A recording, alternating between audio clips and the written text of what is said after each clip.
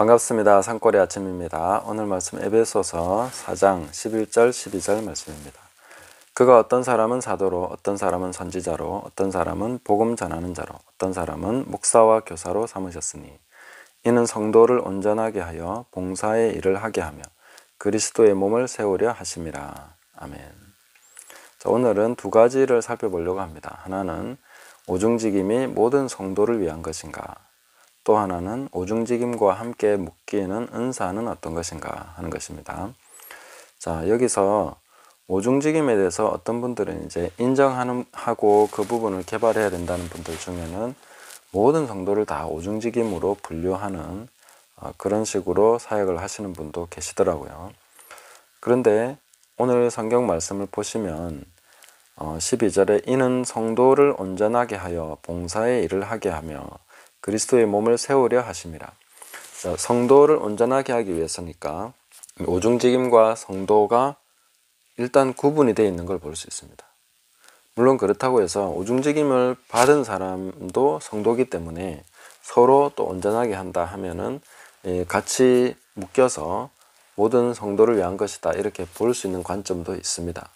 그런데 성경 전체 사도행전부터 쭉 그 뒤로 이렇게 살펴보면 오중직임, 그러니까 사도나 선지자나 교사로 부르심을 받은 사람들이 교회를 가르쳤다 하는 그런 내용들이 있습니다.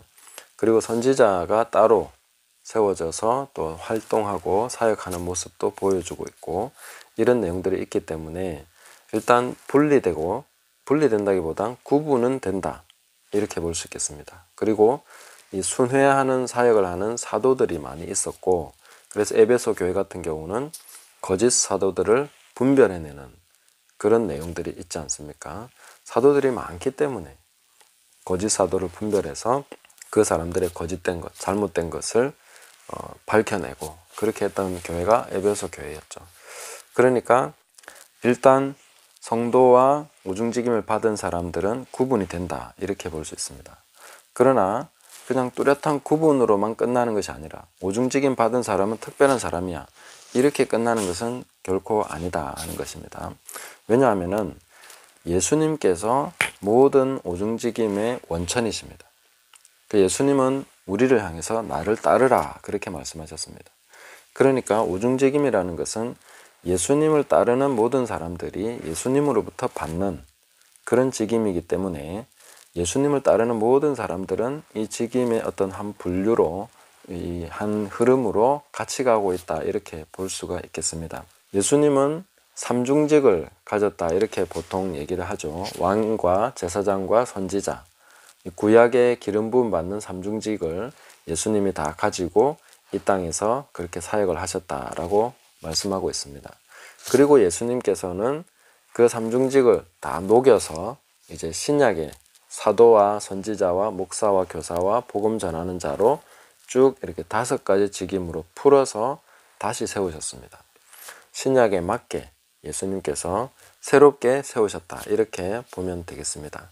그래서 예수님을 따르는 모든 사람들은 이 5가지 직분의 한 부류에 속해 있다 이렇게 볼 수 있겠습니다.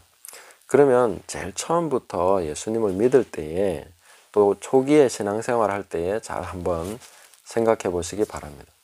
시작부터 조금씩 다릅니다. 모든 믿는 자들을 보면 그 믿게 되는 과정이나 경위가 있지 않습니까?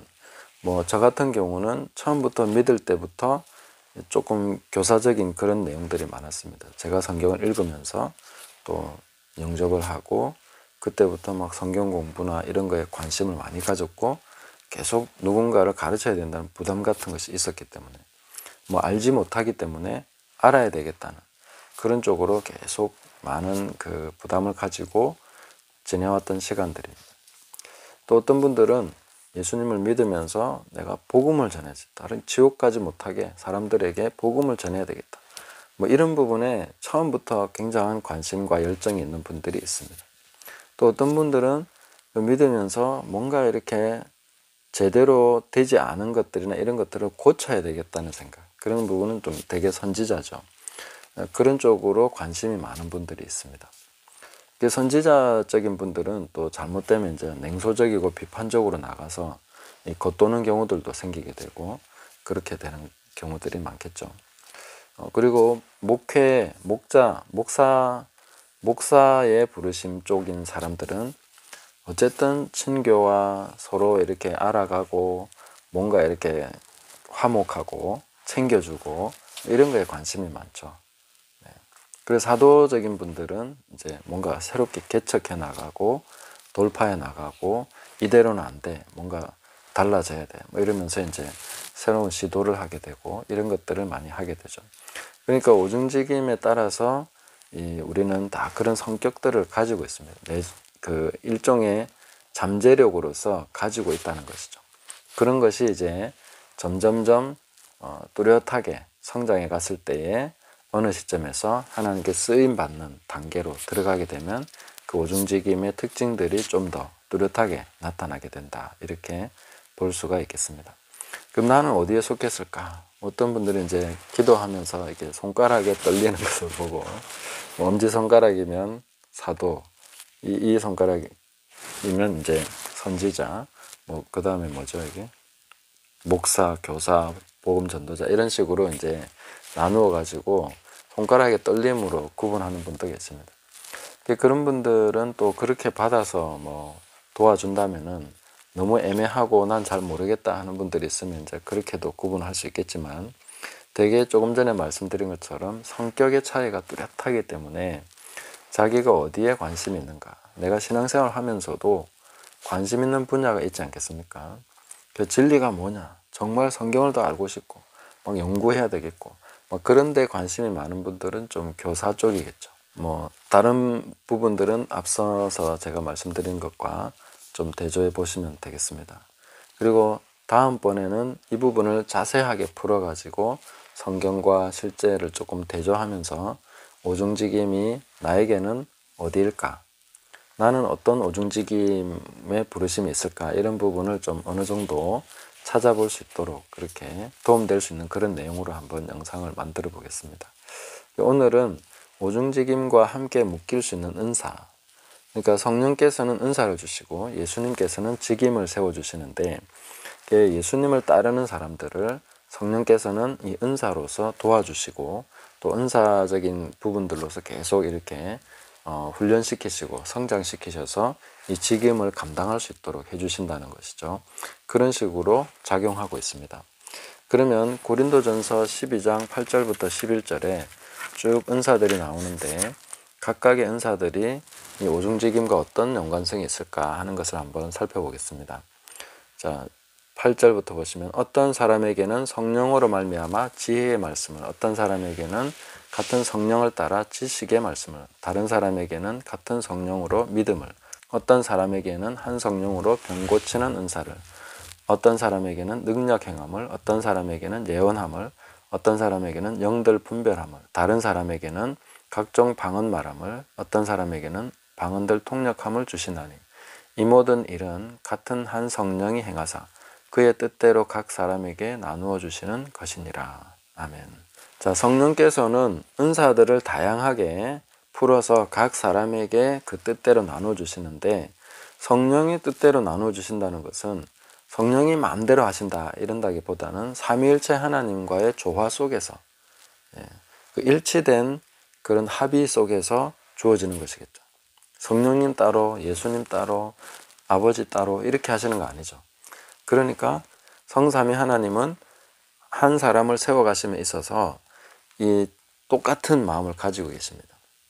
그러니까 예수님이 만약에 어떤 사람에게 사도의 부르심으로써 그 사람을 이끌고 계신다면은 그 사람에게 성령께서는 그에 맞는 은사들을 주시겠죠.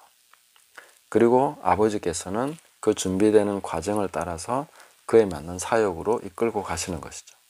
네, 그렇게 보시면 되겠습니다. 그러니까 사도의 부르심이 있는 사람에게는 보통은 뭐 지식의 말씀, 능력 행함, 그 다음에 병 고치는 은사 이런 부분들, 그 다음에 지혜의 말씀 이런 쪽으로 더 강하게 부어주시겠죠. 네, 그래서 사도의 직분을 잘 감당할 수 있도록 은사를 보충시켜 주신다는 것입니다. 그리고 어떤 은사가 주된 은사냐에 따라서 그 사람의 성격이 확 달라지죠. 지혜의 말씀에 지식이 붙는 것과 지식의 말씀에 지혜의 말씀이 붙는 것하고는 또 차이가 많이 나겠죠. 네, 그런 거 볼 수 있습니다. 그리고 능력이 있는 사람에게 지식의 말씀이 붙는 경우, 또 이런 식으로 이제 이게 어떤 주된 메인이 있고 그 다음에 그걸 서브하는 그런 쪽으로 은사들을 배치시켜 주신다, 이렇게 보시면 되겠습니다. 그래서 선지자는 주로 예언과 지식의 말씀 또 믿음에 관해서 이렇게 부어주심으로써 그 직분을 잘 감당할 수 있도록 그렇게 도와주시겠죠. 주로 이제 말씀을 전하고 뭔가 교정을 해야 되니까 또 분별, 영들 분별하는 것이나 이런 것들을 하시겠죠. 그 다음에 교사는 지식의 말씀, 지혜의 말씀, 또 그런 것을 전하기 위해서 분별을 해야 되니까 영분별과 이런 부분에 더 계속해서 붙여주시는 것이죠. 우리가 사역에 충성되게 또 하나님 앞에 더 쓰임받고 나갈수록 이 은사적인 부분은 메인이 있지만 계속해서 서브, 성령께서는 더 보태주시고 더 개발되게 하십니다. 그리고 목사는 어떻습니까? 영들을 분별하고 그 다음에 능력을 행하고 지혜롭게 말하고 하는 그런 부분에서 이제 은사를 부어주시겠죠. 전도자는 탁월한 믿음과 병고침과 그 다음에 영분별과 능력 행함과 이런 것들을 이제 부어주심으로써 복음 전하는 데 있어서 강력한 그런 사역을 감당할 수 있도록 해주시는 것이죠. 뭐 제가 이렇게 나누어 드린 것은 정확하게 이렇다는 것은 아닙니다. 그러나 대개 이 부르심이 있는 자들은 또 은사도 그게 맞게 그게 맞춰서 성령께서 부어주시기 때문에 우리가 내가 이런 은사가 있는 것 같아. 그러면 나는 또 이런 부르심으로, 그러니까 은사를 통해서도 어느 정도 방향을 잡을 수 있고 또 내가 어떤 관심과 열정과 그런 보고 있는 그런 방향에 따라서도 내 부르심의 방향을 어느 정도 이렇게 찾아갈 수 있다 하는 것이죠. 그래서 모든 사람은 이 5가지 부르심 안에 있습니다. 큰 흐름 안에 있다는 것이죠. 그러면서 은사와 이런 것들로 보충되기 때문에 내가 지금 어떤 쪽으로 은사가 발휘되고 있는가 하는 것을 봐야 됩니다. 그 부분에 은사가 있다는 것은 어떻게 알 수 있습니까? 그것은 초자연적인, 내가 가지고 있는 어떤 사람으로서의 그런 능력의 한계를 넘어서는 그런 부분에서 계속 하나님께서 보여주시고 나타나 주시고 하는 그런 내용들이 있다면 그게 은사인 거죠. 그냥 내가 피아노를 잘 친다 해서 은사가 있다 이렇게 말할 수는 없는 것이고요. 그런 거는 일종의 재능이고 초자연적이어야 합니다. 은사는 초자연적이어야 합니다. 그래서 제가 말씀을 전하고 가르치고 또 묵상하고 할 때에 제가 무슨 지혜나 능력이 탁월해서가 아니라 하나님이 성령께서 나타나 주시는 거죠. 그 상황에서 제 능력의 한계가 아니라 그 위에서 성령께서 주시는 것을 통해서 저는 하게 됩니다.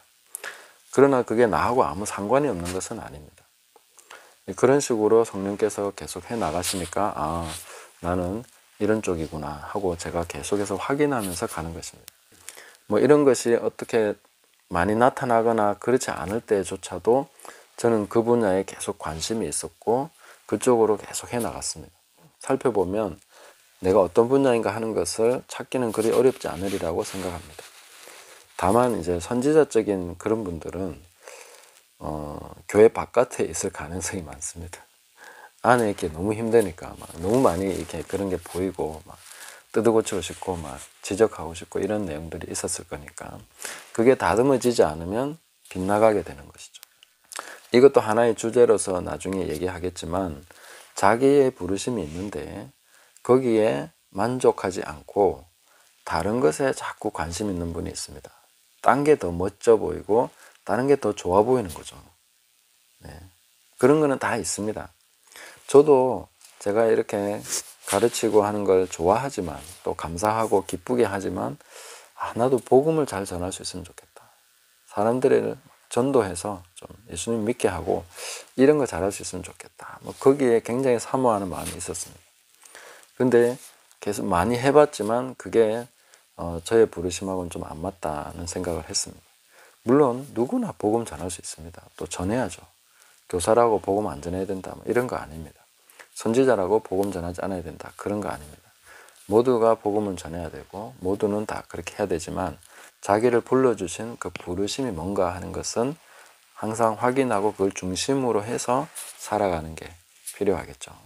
그리고 마지막으로 은사에 대해서 조금 더 보충 설명해 드린다면은 어떤 현저하게 나타나는 은사가 있는 반면에 성령께서 우리 안에 계시기 때문에 보편적으로 조금씩은 다 이렇게 할 수 있도록 해주시는 게 있는 것 같습니다. 이거는 성경을 해석했다기보다는 볼 때 그런 것 같다 하는 그런 게 좀 있습니다. 왜냐하면은 특별히 보면 은사를 이렇게 보면 이 지혜의 말씀, 지식의 말씀, 그 다음에 믿음,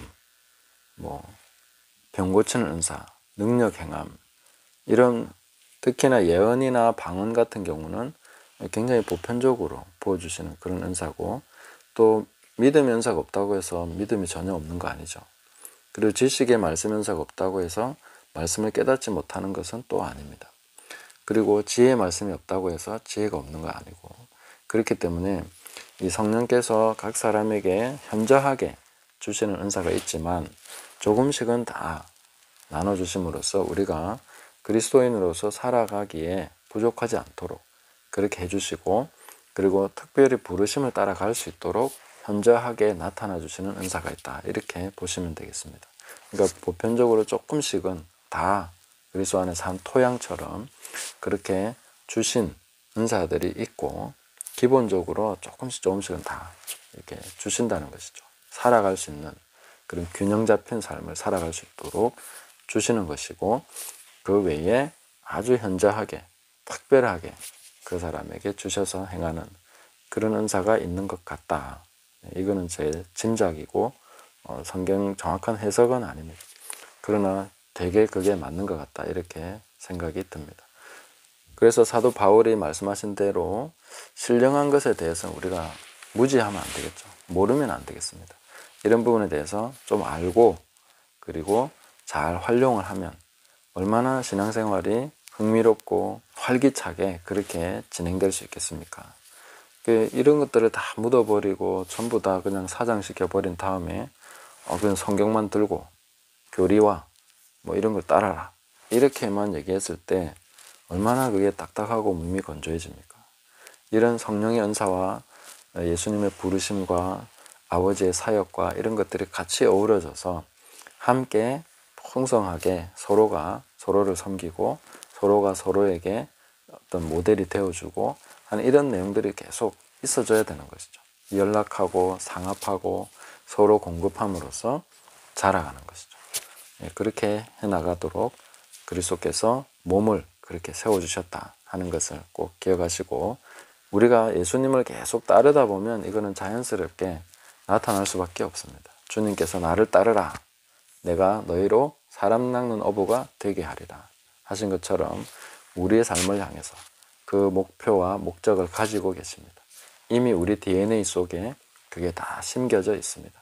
그렇기 때문에 그 모든 것이 가장 아름답게 꽃 피우고 열매 맺을 것을 기대하시면서 예수님을 더 따르시고 이 오중직임의 어떤 부분에 내가 속해 있을까 하는 것을 잘 생각하시면서 깨달아 가시기를 예수님의 이름으로 축복합니다. 감사합니다.